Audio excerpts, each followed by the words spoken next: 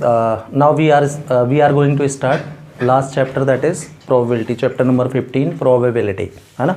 तो probability ये जैसा कि आपने जो प्रीवियस क्लासेस में पढ़ी थी उससे लिंक्ड होते हुए आगे बढ़ती है ना। तो 11th में जो थी उसके आगे हम देखेंगे क्या, कंडीशनल प्रोबेबिलिटी 12th में, यहाँ से प्रोबेबिलिटी इसके आगे से है आपको।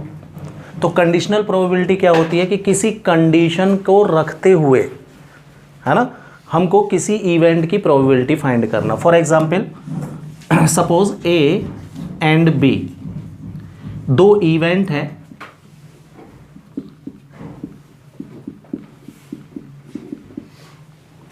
Of sample space S।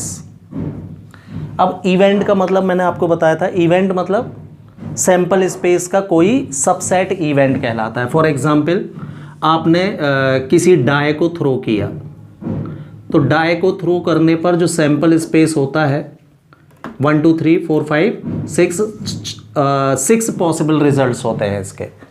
तो अब इसकी कोई दो इवेंट सपोज आपने गैदर की। फॉर एग्जाम्पल पहली इवेंट थी क्या, the number less than equal to 3, तो 1 2 3 आ गए इसमें। And the number second event B थी ग्रेटर देन इक्वल टू 3, तो इसमें 3 4 5 6 आ गए। तो इसी सैंपल स्पेस की दो इवेंट हो गई। एक ए इवेंट कौन सी ले लिया आपने, number less than 3 equal to less than equal to 3 वाले, तो 1 2 3 आ जाएंगे इसमें। और एक और इवेंट हमने ले ली इसी की, number greater than equal to 3, तो इसमें आ गया 3 4 5 6, है ना। तो अब इनमें से अगर एक इवेंट हो गई है, तो if A and B are two events of sample space S, then probability of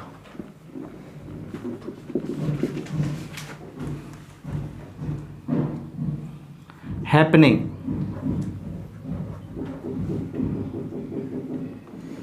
of event A के होने की when B is already happened।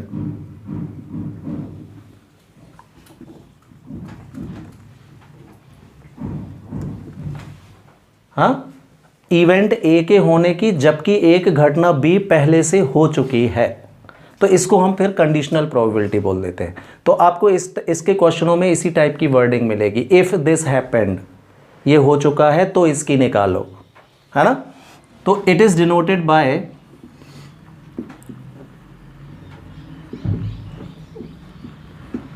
तो किसकी इवेंट है ये, किसकी निकालने की प्रोबेबिलिटी, ए के। जो हो चुकी है वो नीचे लिखते हैं, तो B already happened, so it is denoted by P A upon B. जो है ऑलरेडी हैपेंड है वो अपॉन में लिखी जाती है, जो होना है वो ऊपर लिखी जाती है। फॉर्मूला होता है P A intersection B by P B. तो this is called what, conditional probability, कि एक घटना हो जाने के बाद दूसरे की। इसी एग्जाम्पल पे हम देखते हैं, तो आप ये देखो कि P B total number of results कितने हैं, 6, total of number of results in B 4, तो पी बी कितना आएगा, फॉर्मूला होता था n B by n S, that is 4/6, और सॉल्व कर लो तो 2/3, ये हो गई बी की। तो ये बी हो गई, तो अब ए के होने की फॉर्मूला होता है ये। तो इसमें आप देख रहे होगे हमको ए इंटरसेक्शन बी की ज़रूरत पड़ेगी, तो ए इंटरसेक्शन बी में आपको 3 कॉमन दिख रहा होगा। इंटरसेक्शन मतलब common element in A and B, तो 3 कॉमन आ गया, तो number of A intersection B, element कितने हो गए इसमें, एक एलिमेंट है, तो पी ए इंटरसेक्शन बी कितना होगा, yes, n A intersection B by n S, favourable result by total results. Favourable results 1 है और टोटल है कितने 6, तो इसकी आ गई 1/6। हाँ, then probability of A when B is already happened, P A by B is equal to, formula होता है कितना, P A intersection B by P B, इससे निकाल सकते हो आप। तो पी ए इंटरसेक्शन बी कितना 1/6 और पी बी कितना आया था आपका 2/3, ये वैल्यूज़ इसमें फिल कर दी हमने। तो 1/6 ये ऊपर जाएगा तो 3/2 हो जाएगा, 3 1 जा 3, 2 जा 2, 2 जा 4, 1/4 ये कंडीशनल प्रोबेबिलिटी हो गई इवेंट ए के होने की, जबकि बी ऑलरेडी हो चुका है। क्लियर? तो this is how we can calculate it. Clear? तो अब देखना कंडीशनल प्रोबेबिलिटी में कुछ प्रॉपर्टीज जो आप यूज कर सकते हो, वो क्या, ये अपन प्रॉपर्टीज एक एक करके फिर प्रूव भी करेंगे, है ना। तो देखिए, प्रोबेबिलिटी ऑफ इवेंट एस मतलब पूरा सैंपल स्पेस के ही होने की, when B is already happened, तो कोई भी इवेंट हो चुकी हो, एस पूरे एस के होने की तो 100% श्योर इवेंट हो गया। क्यों?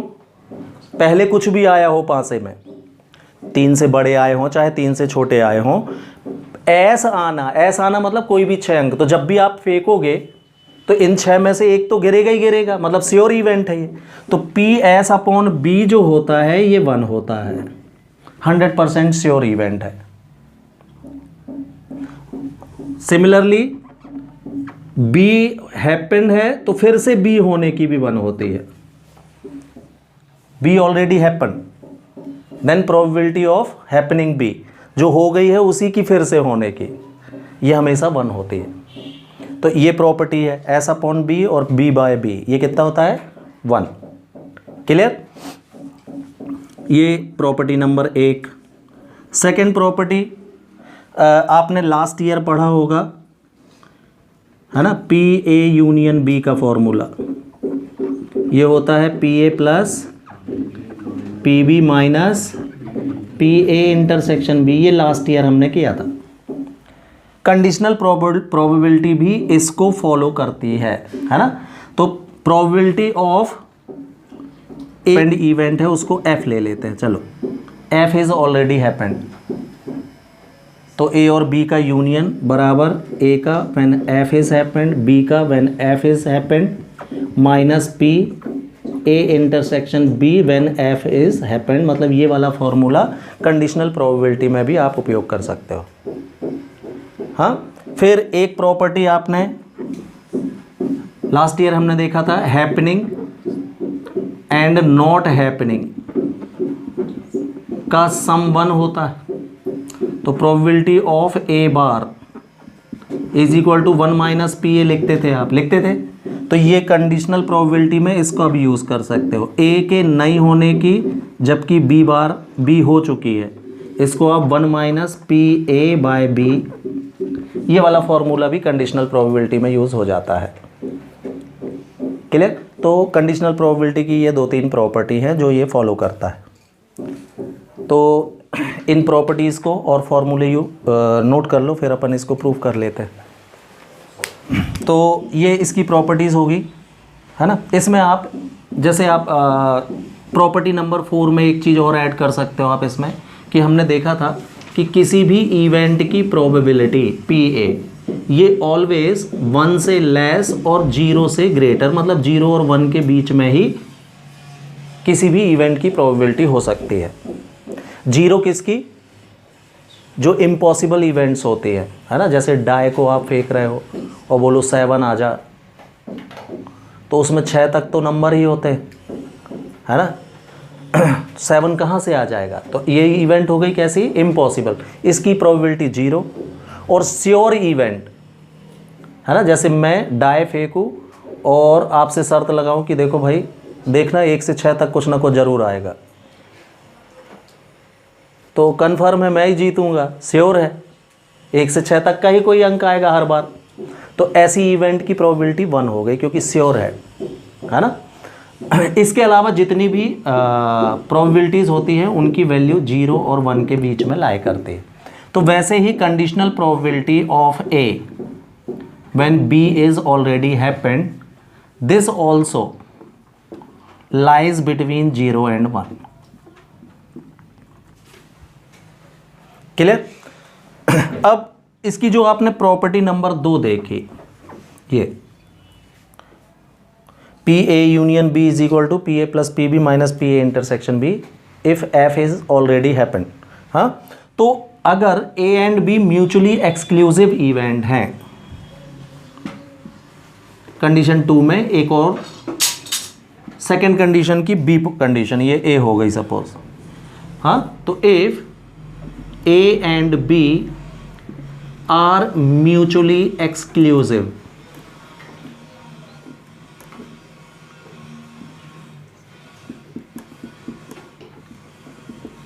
इवेंट्स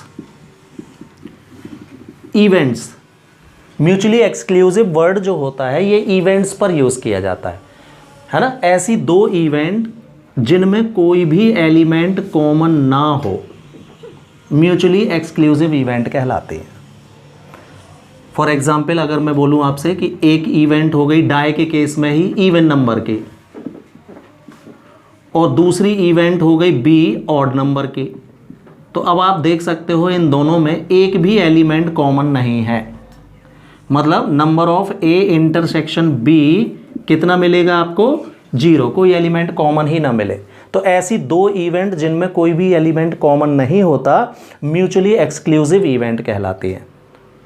और म्यूचुअली एक्सक्लूसिव इवेंट के लिए एन ए इंटरसेक्शन बी 0 या पी ए इंटरसेक्शन बी की वैल्यू कितनी होती है? 0। तो ये वैल्यू हो जाएगी 0। हाँ, तो आपका फॉर्मूला क्या बनेगा? पी ए यूनियन बी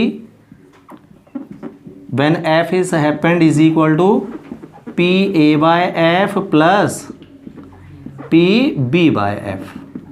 अब ये फॉर्मूला ऐसा दिखने लगेगा, ये नहीं आएगा, है फॉर्मूला वही, म्यूचुअली एक्सक्लूसिव में ये 0 हो जाने के कारण ये नहीं आएगा, इतना बस हो जाएगा।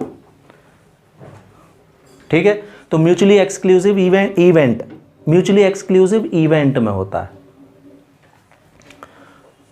है ना। तो म्यूचुअली एक्सक्लूसिव इवेंट की कंडीशन क्या है कि पी ए इंटरसेक्शन बी कितना होना चाहिए? उसमें 0 होना चाहिए। तो चेक करना हो तो ये निकालो, अगर ये 0 आता है तो वो म्यूचुअली एक्सक्लूसिव है। क्लियर?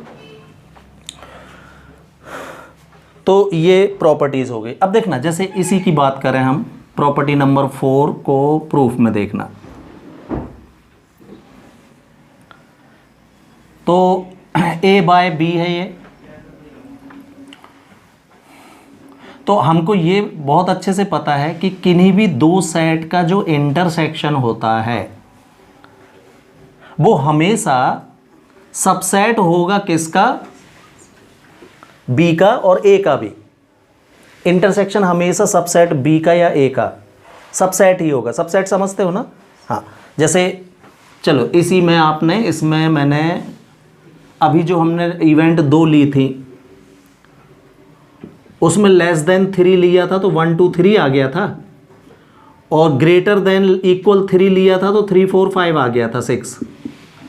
तो इसमें एक कॉमन था 3 कॉमन है ना दोनों में, तो ये म्यूचुअली एक्सक्लूसिव नहीं है अब, क्योंकि एक एलिमेंट कॉमन मिल गया। अब इसमें अगर आप देखो तो ए इंटरसेक्शन भी 3 आ रहा है, 3 आएगा ना, तो आप चेक कर सकते हो 3 इसका भी सबसेट है, इसका भी सबसेट है। यही चीज मैंने लिखी है, A intersection B always a subset of B as well as A. तो बिकॉज मैंने बी इज ऑलरेडी हैपेंड ले रखा है यहां पर, इसलिए मैं बी से कंपेयर कर रहा हूं, ए से भी हो जाएगा ये। क्लियर? तो अगर ये इसका सबसेट ये है तो डेफिनेटली इसकी जो प्रोबेबिलिटी होगी वो बी की प्रोबेबिलिटी से लेस होगी।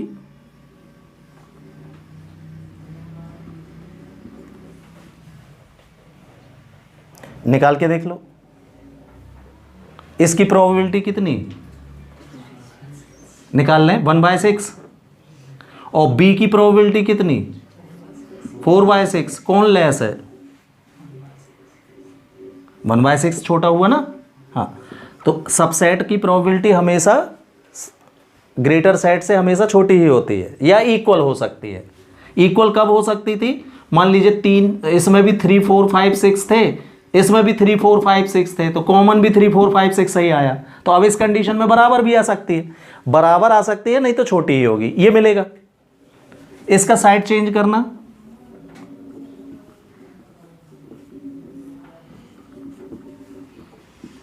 क्या बचा वहां? 1। ये क्या है भाई? P A intersection B upon P B. P A by B less होता है हमेशा 1 से, ये प्रूफ हुआ। क्लियर? तो पी ए इंटरसेक्शन बी कैसा होता है? हमेशा 1 से छोटा होता है, ये आप ऐसे दिखा सकते हो। अगेन 0 से बड़ा भी दिखाना है आपको, इससे छोटी होगी, है ना, और 0 से कैसी होगी? बड़ी होगी। यही लगा ले सकते थे। Now divided by P B पूरे में, तो 0 divided by P B again 0 ही आएगा। यहाँ ये, यहाँ 1 हो जाएगा, पी ए दोनों के बीच में आ गया, एक साथ ही कर देते। हाँ, तो ये हो गया क्या? प्रॉपर्टी नंबर 4 का प्रूफ। ऐसे कर सकते हो। Property number 1, probability of S when B is already happened और B when B is happened is 1, ये 1 होती है। तो देखते हैं प्रूफ में पी एस बाय बी को। हाँ, तो कंडीशनल प्रोबेबिलिटी का अगर हम इसमें फॉर्मूला लगाए, ए बाय बी क्या होता है? P S intersection B by P B, यही होता है फॉर्मूला। यस। अब ये बताओ एस का और बी का इंटरसेक्शन क्या होगा? मैंने सेट इसलिए मिटाए नहीं है, सेम लिखे हुए हैं, आप देख के बता सकते हैं। एस और बी का इंटरसेक्शन बी आएगा,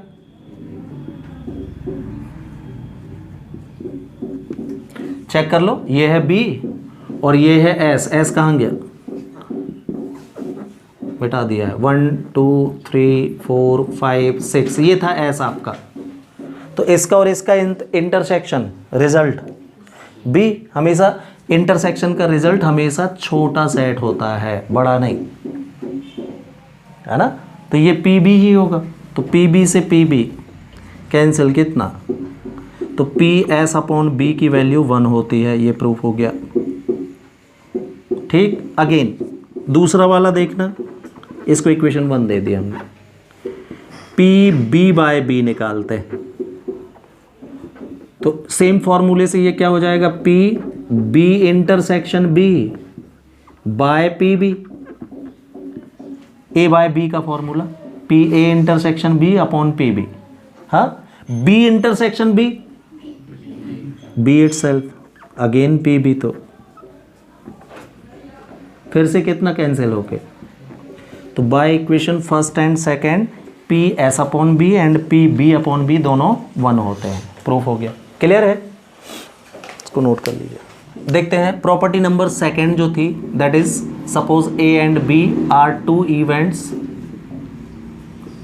of sample space S and F is other event, then P A union B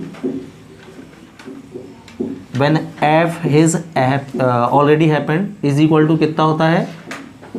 p a by f plus p b by f minus p a intersection b by f। ये है property. a b और f क्या है? Sample space s के तीनों एक एक event है कोई।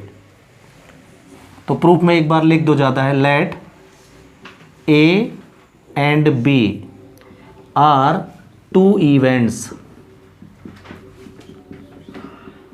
of sample space S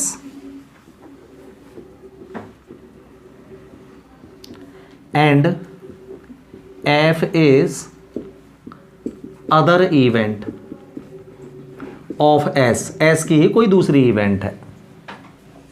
ठीक है, तो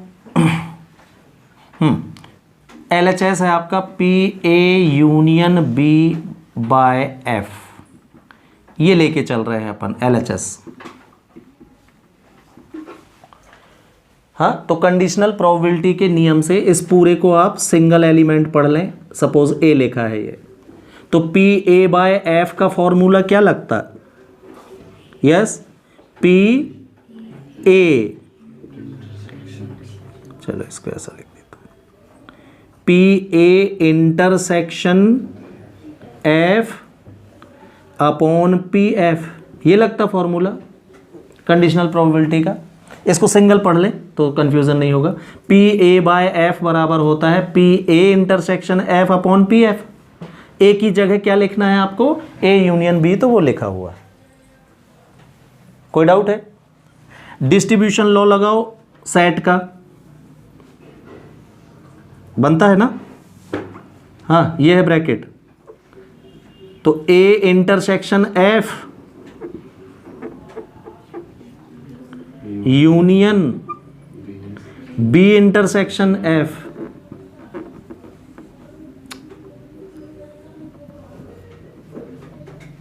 कोई डाउट?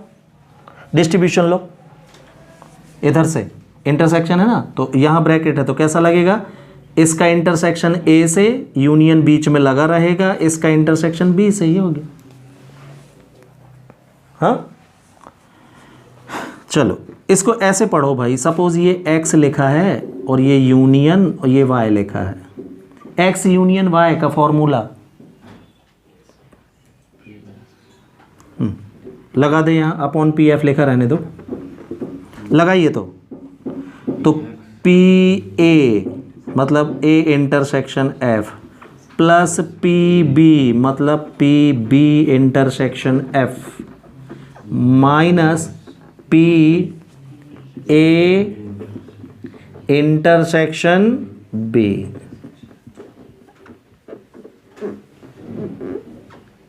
सिंपल फॉर्मूला ये वाला, PA यूनियन B बराबर होता है PA plus PB minus PA intersection B। Confuse होने की ज़रूरत नहीं है, इसको मैंने A पढ़ा है और इसको B और लगाया है। लगा के देख लें, A union B is equal to PA plus PB minus PA intersection B। कोई डाउट? और बाय PF चल ही रहा है। हाँ, सेपरेट डिवाइड, तो PA इंटरसेक्शन F, एक बार और उसको सिंप्लीफाई कर लो पहले। PB इंटरसेक्शन F, ये सेम, माइनस इधर से डिस्ट्रीब्यूशन लॉ हटाओ तो क्या लगेगा? यस, PF कॉमन है ना? हाँ, PA intersection B intersection F, ऐसा लगेगा। कोई डाउट? कैसे देखते हैं? ये देखिए, इंटरसेक्शन F कॉमन दिख रहा होगा दोनों में, तो ये जिस तरफ कॉमन दिख रहा है ना उसी साइड बाहर निकलता है हमेशा। ये निकल आया, तो यहां क्या बचेगा? A, ये वाला इंटरसेक्शन और ये वाला B, ये दिख रहा हो।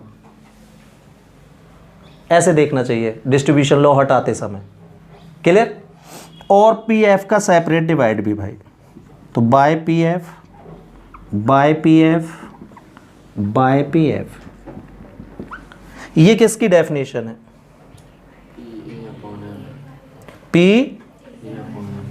PA अपॉन F हो गया ये, यही बनेगी ना conditional probability. PA intersection F upon PF मतलब PA अपॉन F, ये प्लस PB अपॉन F हो गया, और ये माइनस ये PA intersection B upon F।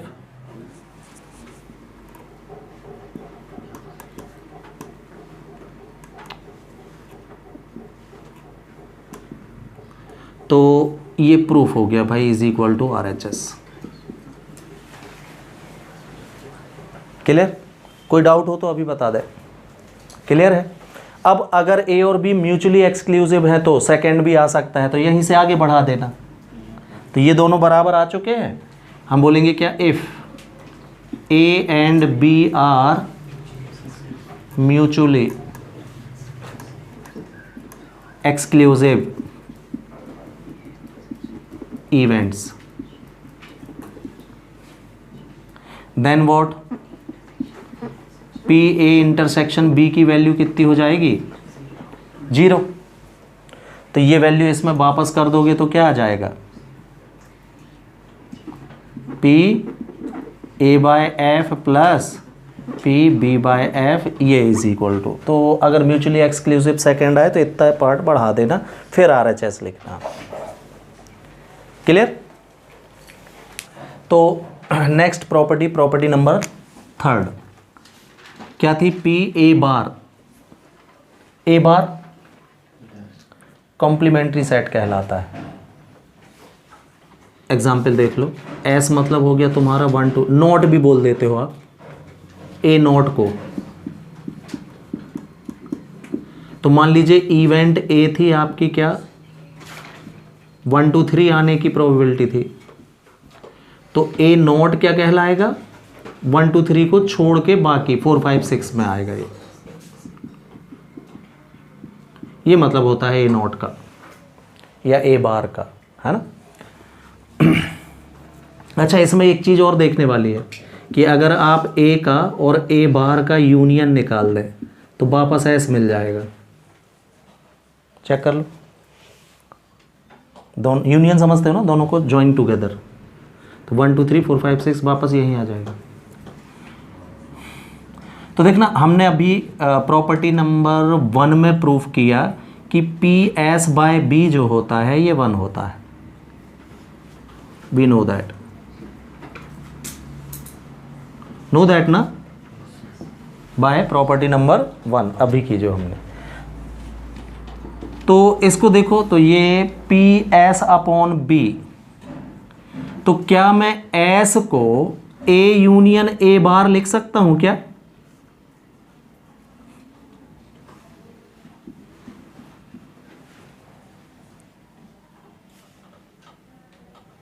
S को ए यूनियन ए बार लिख सकते हैं। ये ए और ए बार डिसजॉइंट सेट होते हैं क्या?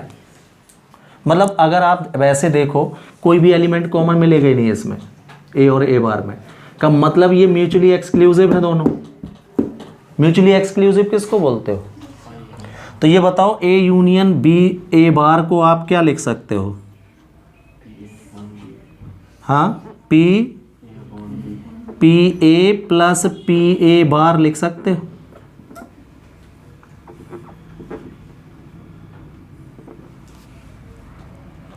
अरे, पी ए यूनियन बी बराबर होता है P A plus P B when A and B are mutually exclusive. अभी तो प्रूफ किया अपन।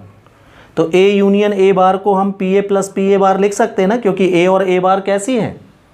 म्यूचुअली एक्सक्लूसिव है। यही दिख गई होंगी, कोई एलिमेंट कॉमन है ही नहीं। तो ए इंटरसेक्शन मान लीजिए आप लगाते भी तो माइनस लिखते, ए इंटरसेक्शन भी, यानी इसके केस में ए बार लिखते, तो ए इंटरसेक्शन ए बार तो 0 ही आता ना। ऐसा लिख दिया हमने। इज इक्वल टू कितना? सेपरेट डिवाइड करना। अरे ये कहाँ से, अलग से नहीं, इसी में लिखना पड़ेगा, इसी के साथ है। तो पी ए बाय बी और P A bar by B, इसको हम ये लिख सकते हैं इज इक्वल टू 1। हाँ, इसका साइड चेंज। तो P A bar by B is equal to हो जाएगा 1 minus P A by B.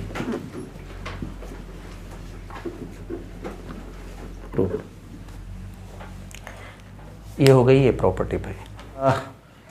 Conditional probability से रिलेटेड एक क्वेश्चन देखते हैं हम। इसमें प्रोबेबिलिटी ऑफ ए गिवन है, probability of event B given है, probability of event B when A is already occurred also given, और आपको ये 3 वैल्यूज फाइंड करनी है। क्लियर? तो सबसे पहले हम देखते हैं पी ए इंटरसेक्शन बी के लिए। तो P B by A given है आपको, इसका यूज कर लेते हैं हम सॉल्व में। बाय ए कितना? 0.4 हमको गिवन है। ये गिवन से उठाया आपने, ठीक। अब कंडीशनल प्रोबेबिलिटी की डेफिनेशन से पी बी बाय ए क्या होता है? P B intersection A by P A, ये डेफिनेशन है कंडीशनल प्रोबेबिलिटी का फॉर्मूला, ये लगा दिया है ना। बी इंटरसेक्शन ए और ए इंटरसेक्शन बी एक ही बात होती है, तो P B intersection A find करना है हमको, ये नहीं गिवन है, इसको ए इंटरसेक्शन बी भी लिख सकते हो।